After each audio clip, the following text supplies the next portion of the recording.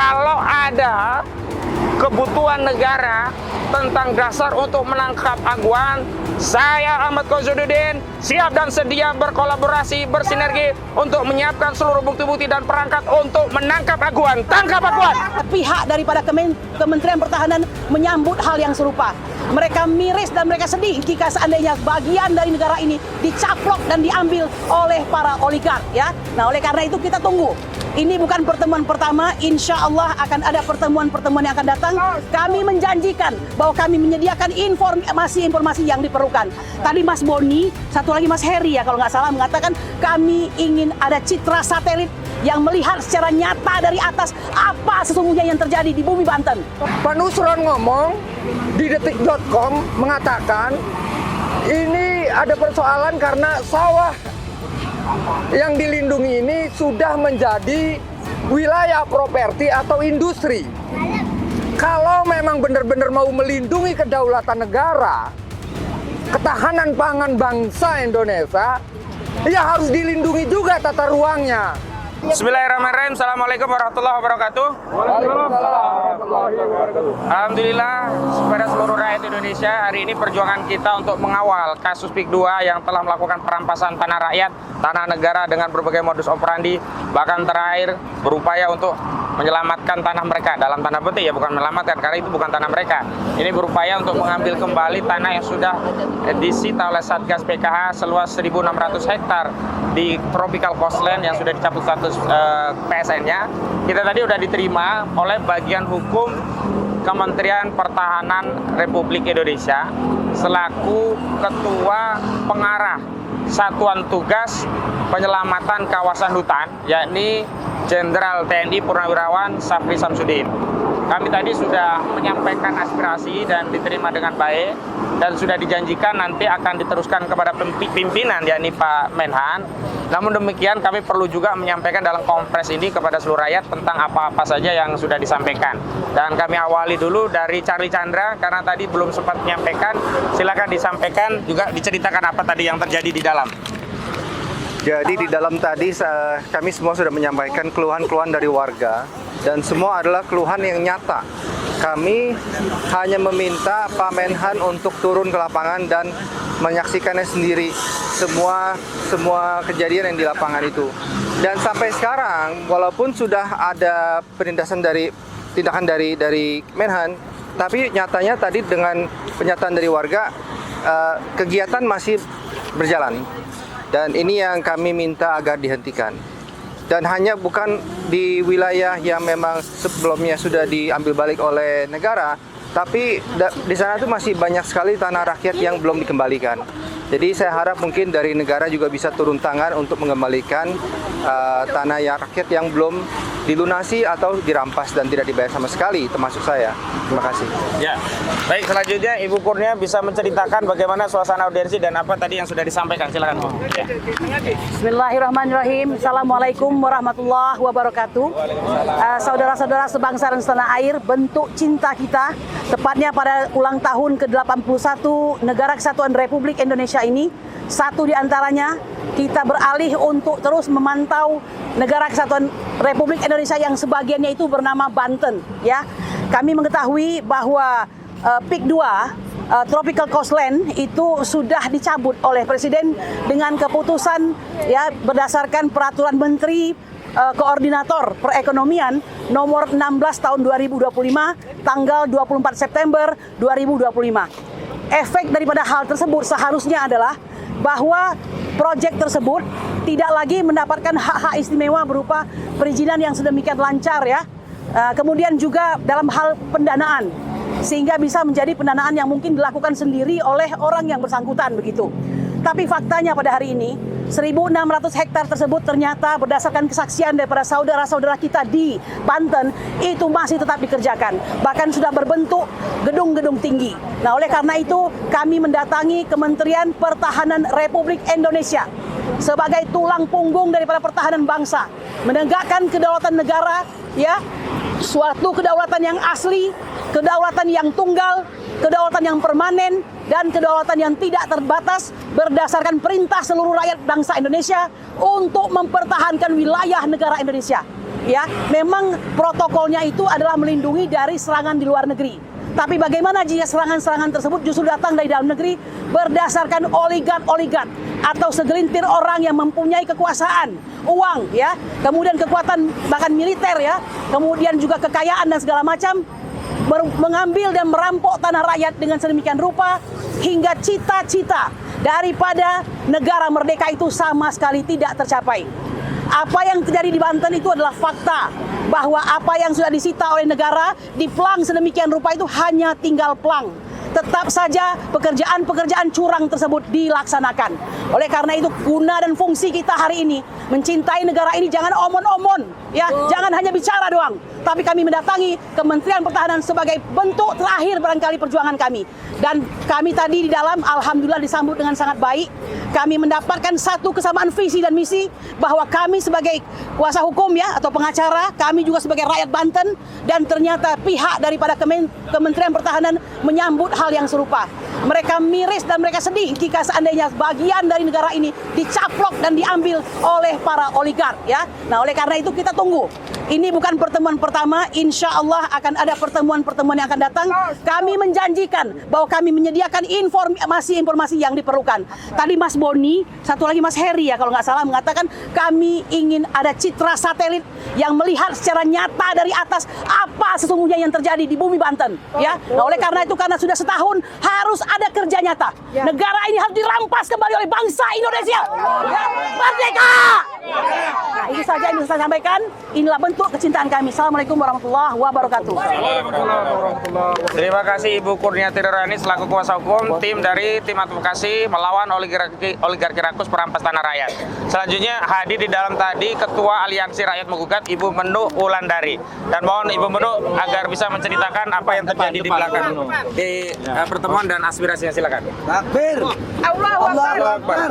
Assalamualaikum warahmatullahi wabarakatuh. Waalaikumsalam warahmatullahi. Saya di sini berdiri sebagai rakyat Indonesia, sebagai seorang mak-mak yang prihatin bahwa kemerdekaan kita ini sebetulnya artinya kosong.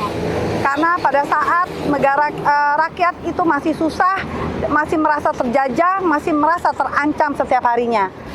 Memang besar harapan kita kepada Pak Safri. Apalagi banyak yang bilang beliau itu adalah orang yang baik. Dan dari dahulu kala kita tahu kalau ABRI itu adalah anak kandung dari rakyat Indonesia. Artinya dan tugas dari ABRI itu adalah untuk menjaga kedaulatan negeri kita yang memang sekarang ini sudah tidak ada, yang sekarang ini sudah dijual oleh pemerintahan kita sendiri, yang ini berlangsung sudah lama sekali, ya. Dan puncaknya adalah hari ini. Tolong Pak, lihat lagi masyarakat yang tidak hanya terjadi di Banten, tetapi juga terjadi di Rempang, segala macam. Mau kemana negara kita seperti ini? Mau kemana nanti anak-anak cucu kita? Semua itu ada di tangan bapak-bapak sekarang yang memegang kekuasaan. Pak, kepada Pak Safri, kalau Bapak di sekeliling Bapak banyak pengkhianat, Pak, mari Pak bermitralah kepada kami rakyat Indonesia, karena kami tidak menginginkan apa-apa, Pak. Kami hanya menginginkan tanah kami. Kami hanya menginginkan meninggalkan sesuatu yang memang berharga untuk anak cucu kami. Jadi rakyat adalah partner yang tidak akan pernah berkhianat. Kami sebagai ibu-ibu garda terakhir dari negeri ini, kami siap menjaga, dan kami pun siap menjadi yang terdepan apabila semua berubah menjadi londo ireng. Terima kasih Pak. Wassalamualaikum warahmatullahi wabarakatuh. Baik, fenomena perampasan tanah rakyat ini bukan hanya terjadi di Banten. Kali ini perwakilan dari FPP Kalimantan Timur. Ya, Kalimantan Timur untuk menyampaikan pandangannya, silakan dari Kalimantan Timur. Terima kasih kepada saudara-saudaraku semuanya. Yang pertama saya akan sampaikan kegiatan kami tadi ternyata diterima dengan baik hati oleh pihak Kemenhan. Ya, di sini adalah dari Biro Hukum. Kami juga menawarkan kepada Biro Hukum Kemenham, kalau memang berkenan, kami siap membantu Bapak Sapir Samsudin. Beliau bentuk satgas yang lain, kami siap bersama dengan para lawyer-lawyer ini, perwakilan masyarakat, dan kami Purnawirawan TNI. Kami selalu membersamai rakyat yang dizolimi, ya, rakyat dizolimi, dan ini juga terjadi, Pak, di Kalimantan Timur. Hampir sama, tanah-tanah rakyat, masyarakat Kutai, masyarakat Dayak, masyarakat Tunjung, Banjar, Pasir, diambil tanahnya oleh pengusaha dari Korea, didukung oleh aparat pemerintah.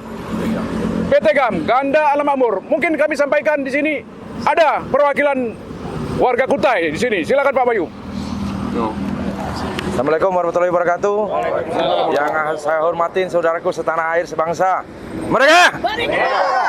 Hari ini kami datang ke Jakarta belum mengatakan merdeka sepenuhnya.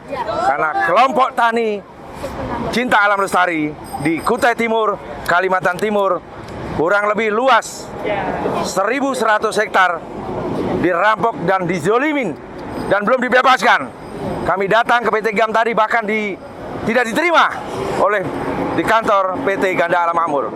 Kami pernah menjadi prajurit TNI Angkatan Darat, dan kami sebagai pengabdian pada masyarakat tidak luntur kepada merah putih, tapi jangan dizolimin. Kami siap perang, ya, darah mengalir pun.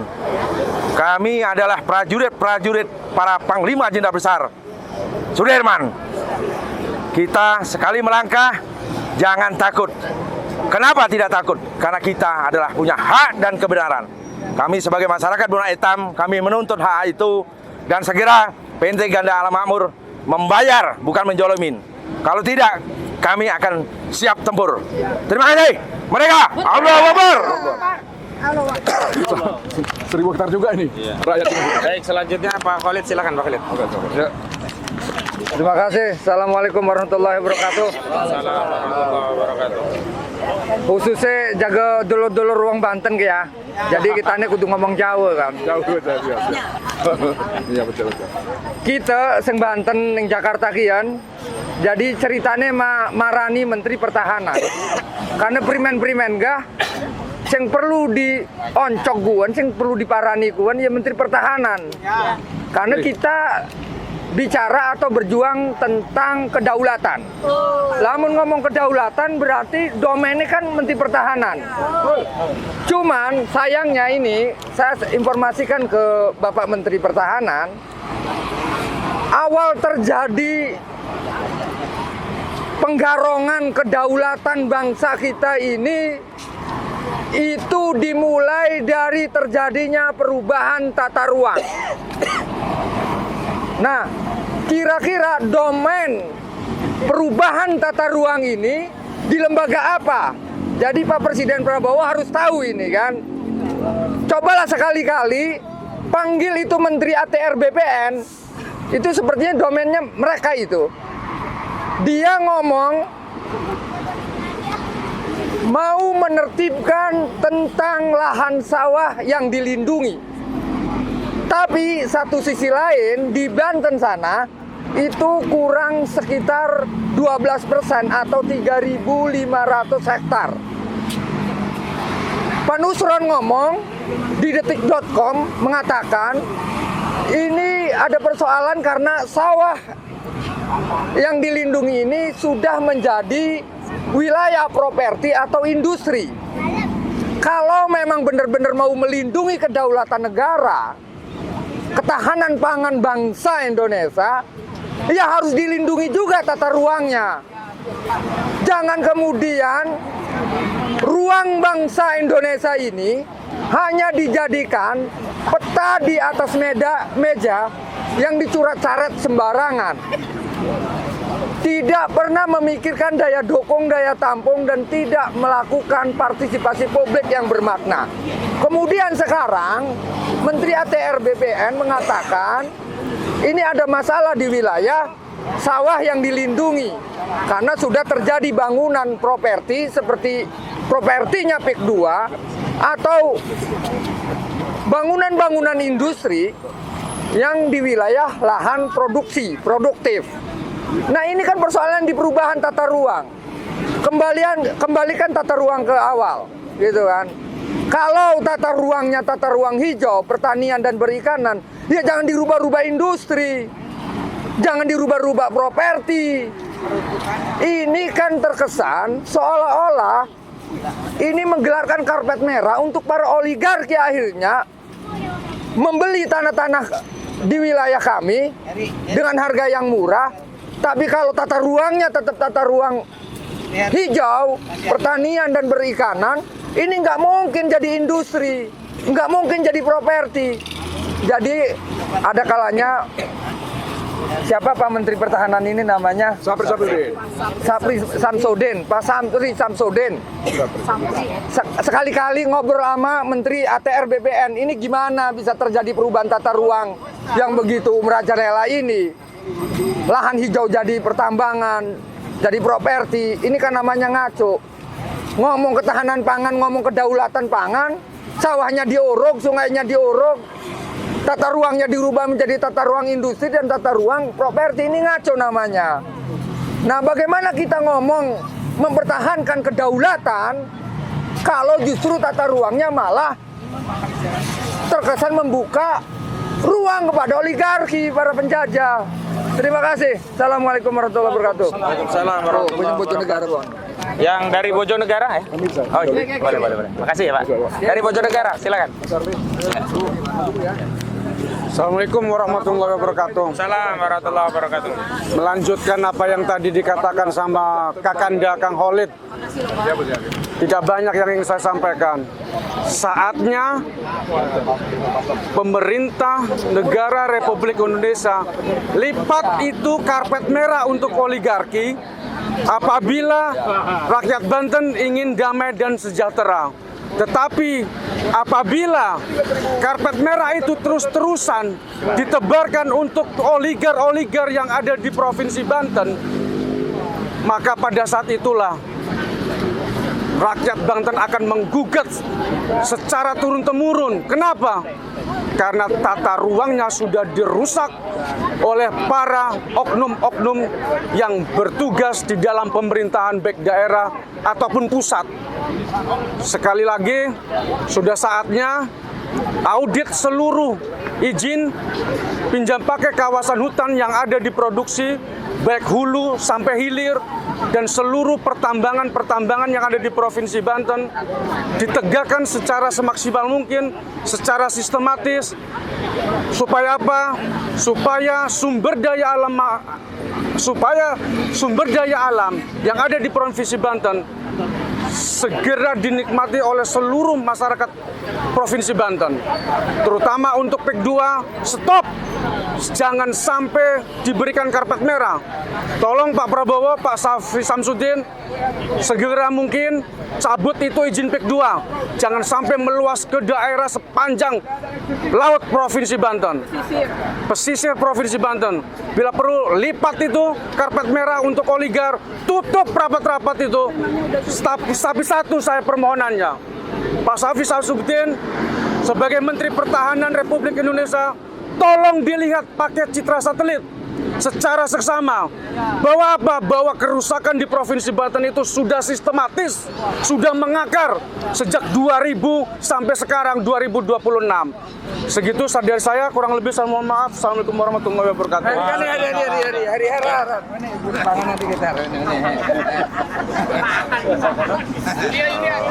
Tetap didampingi biar kelihatan bagus. Tetap gade. Jangan pergi dulu. Assalamualaikum warahmatullahi wabarakatuh.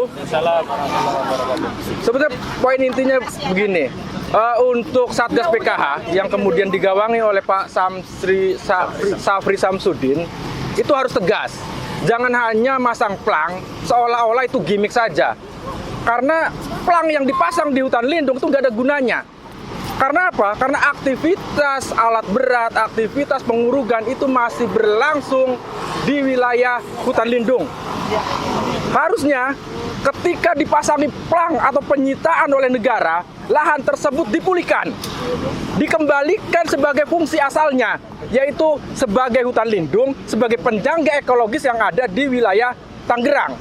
Kalau misalnya hanya dipasang plang, kami nilai itu hanya gimmick, hanya pura-pura saja. Bahkan kami curiga ke depan akan dicarikan mekanisme izin yang kemudian memungkinkan PIK 2 ini melakukan penguasaan terhadap wilayah hutan lindung, bahkan wilayah seluruh pesisir utara Banten. Baik, terima kasih. Sekian. Wassalamualaikum warahmatullahi wabarakatuh. Waalaikumsalam warahmatullahi wabarakatuh. Jangan pergi dulu, bareng-bareng. Bu Susi, silakan Bu. Bismillahirrahmanirrahim. Assalamualaikum warahmatullahi wabarakatuh. Waalaikumsalam. Alhamdulillah kami tadi sudah bersama-sama diterima di dalam oleh Biro Hukum dari Kementerian Pertahanan.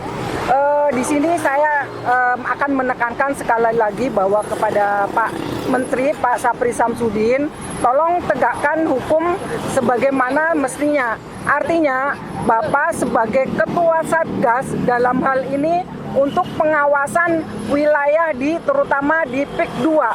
Tolong Pak, apa yang kemarin sudah diberlakukan pengambilan kembali atau diberhentikannya dengan PSN itu betul-betul harus diawasin, harus ditegakkan penegakan hukumnya sebagaimana yang sudah kemarin disampaikan oleh Pak Presiden Prabowo. Jadi sekali lagi Pak, ini sekarang ini momen 17 Agustus di mana ulang tahun negara Republik Indonesia yang ke-81 yang masih sangat memprihatinkan bahwa kondisi negara yang sudah 81 tahun merdeka ternyata rakyat sekarang ini banyak mengatakan belum merdeka. Artinya apa? Mereka belum merasakan kemerdekaan yang sesungguhnya. Kemerdekaan yang sesungguhnya adalah hak seluruh rakyat dan bangsa negara Republik Indonesia. Di mana apabila ada terjadi perampasan hak, maka penegakan hukumnya harus diutamakan. Di mana rakyat Banten yang sekarang masih banyak menderita, mereka semua diputus mata pencahariannya dari nelayan sampai petani, bahkan sampai pertambangan di wilayah hulu yang dimana daerah pertambangannya untuk menguruk laut, di mana laut tersebut semestinya tidak boleh diuruk karena itu bukan diperuntukkan untuk daratan. Sekali lagi kami mohon dengan sangat Pak Sapri, berilah hadiah kepada rakyat Indonesia dalam ulang tahun yang 81 tahun ini. Dengan sedikit kemerdekaan, berikan mereka kehidupan yang layak, kehidupan yang sebagaimana harus kewajiban negara untuk memberikan kehidupan dan pengamanan kepada bangsa dan seluruh rakyat tanah Indonesia. Sekali lagi, untuk Pak Presiden Prabowo, kalau sekiranya memang mengupas bawang 1 kilo 700.000, tolong berikan kesempatan kepada rakyat Banten untuk mengupas bawang agar mereka punya mata pencaharian. Sekian, terima kasih. Billahi taufik walhidayah. Wassalamualaikum warahmatullahi wabarakatuh. Waalaikumsalam warahmatullahi wabarakatuh. Terakhir dari saya, yang pertama ingin saya sampaikan bahwa rongrongan kedaulatan negara dari dalam negara melalui adanya entitas negara dalam negara PIK 2 itu bukan hanya wujud dalam perampasan ruang hidup berupa apa yang disebut dengan common public, kepemilikan bersama berupa kawasan hutan lindung yang semestinya itu menjadi milik bersama tetapi sudah diokupasi oleh industri PIK 2. Di luar itu saya ingin tambahkan bahwa di Desa Lemo, ya, Kecamatan Teluk Naga, itu sebenarnya di 2016 yang lalu sudah ada surat dari bagian pengembalian aset Kejaksaan Agung Republik Indonesia berupa aset-aset tanah dari seorang terpidana yang putusannya sudah inkrah kasus korupsi di BLBI, di mana dia sudah divonis bersalah dan harus mengembalikan kerugian sejumlah 85 miliar rupiah. Dan melalui vonis bahwa aset-asetnya yang jumlahnya ribuan hektar, diantaranya ada 106 hektar itu ada di daerah Kecamatan Teluk Naga, khususnya di Desa Lemo. Dan sudah diterbitkan surat dari Kejaksaan Agung kepada Kepala Desa Lemo di 2016 bahwa Kepala Desa tidak boleh melakukan persetujuan terhadap peralihan aset-aset dari terpidana Li Darmawan Kertara Harja atau licik, apa itu nama Cinanya, saya lupa begitu.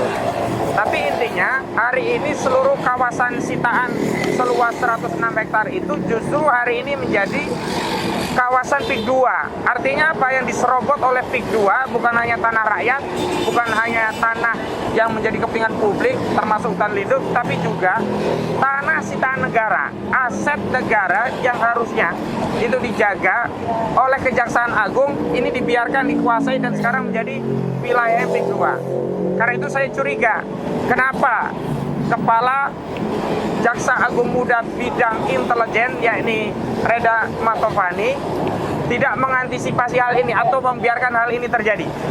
Bahkan dia justru sibuk menjadi semacam PR-nya dari PIK 2 dengan ikut hadir dalam sejumlah kegiatan PIK 2. Di antaranya saat PIK 2 menyampaikan atau menyalurkan dana CSR kepada masyarakat. Dan dalam sistem kapitalisme, CSR atau Corporate Social Responsibility itu hanya permen, hanya manisan yang diberikan kepada rakyat setelah rakyat dirampok hartanya, lalu agar rakyat itu tidak marah diberi manisan atau diberi permen. Padahal yang dirampas itu miliaran bahkan triliunan, kemudian masyarakat hanya dikasih CSR yang nilainya paling hanya beberapa ratus juta atau berapa miliar gitu. Nah, konsep ini sekali lagi sebenarnya menunjukkan bahwa mereka takut rakyat marah, sehingga mereka menyalurkan dana CSR agar rakyat tidak marah karena tanahnya sudah dirampas. Dan saya juga heran kenapa Dasko yang biasanya dalam berbagai persoalan kerakyatan sering bersuara, di kasus PIK 2 yang sudah sedemikian rupa ini tidak ada satupun statement dari Dasko. Ada apa ini? Ya, kenapa Dasko diam di kasus PIK 2 padahal dalam urusan yang lain selalu bicara terdepan, seolah-olah dia menjadi orang yang pertama bicara untuk dan atas nama kepentingan rakyat, terutama ketika ada rakyat yang terzolimi. Ya, ada apa? Nah, ini juga harus menjadi perhatian seluruh anggota dewan.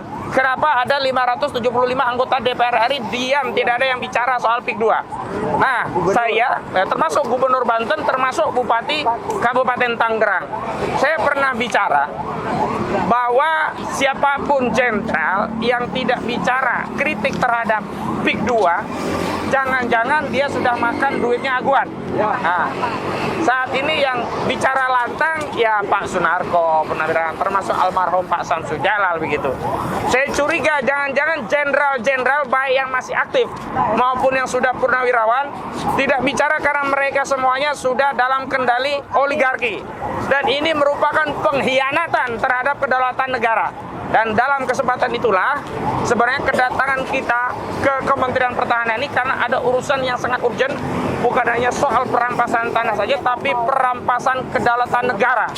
Negara tidak boleh kalah melawan oligarki. Jangan hanya ya ada gium negara tidak boleh kalah itu kalau menghadapi pendemo. Orang menyampaikan pendapat langsung dibungkam. Negara tidak boleh kalah. Hari ini Pak Menhan kami ingin negara tidak boleh kalah melawan aguan. Karena itu Pak Menhan segera perintahkan jajaran di bawah Anda untuk segera menangkap Saudara Aguan atau Sugianto Kusuma. Tangkap Aguan! Tangkap Aguan! Tangkap! Dan sudah terlalu banyak kejahatannya. Bahkan kalau mau bukti yuridis yang paling mudah adalah di kasus Supardi Kendi Budiarjo dan Nurlela, di mana Aguan menjadi salah satu pemegang saham komisaris bersama anaknya yang bernama Alexander Halim Kusuma nyata-nyata merampas tanah 1 hektar milik Supardi Kendi Budiarjo dan dijadikan kawasan industri yang dikelola oleh Aguan, yakni sekarang menjadi perumahan Golf Lake Residence. Jadi kalau ada kebutuhan negara tentang dasar untuk menangkap Aguan, saya Ahmad Kozududin siap dan sedia berkolaborasi, bersinergi untuk menyiapkan seluruh bukti-bukti dan perangkat untuk menangkap Aguan. Tangkap Aguan! Tangkap Aguan! Tangkap Aguan! Demikian. Wassalamualaikum warahmatullahi wabarakatuh.